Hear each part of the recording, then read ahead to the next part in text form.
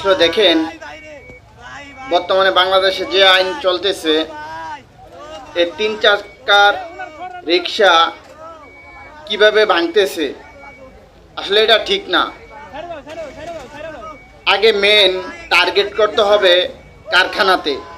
যদি কারখানা বন্ধ করে দেওয়া হয় তখনই সব কিছু বন্ধ হয়ে যাবে। তখন আর এই 3 চাকার অটো রিক্সা রোডে আর নামতে পারবে না। বেচারা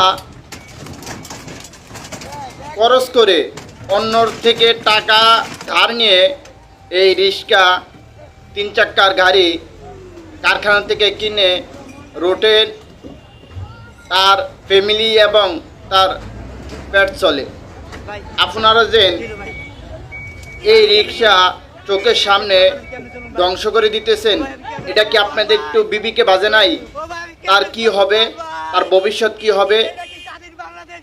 যে আইন করছেন সে যদি সামনে আত্মহত্যা করে তখন আপনি কি জবাব দিবেন?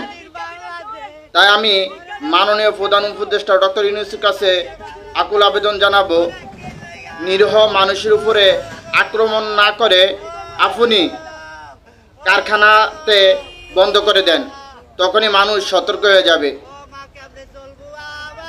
তা না হলে দেখেন চোখের সামনে যদি এই ব্যক্তি যদি আত্মহত্যা করে তখন আপনি কি জবাব দিবেন?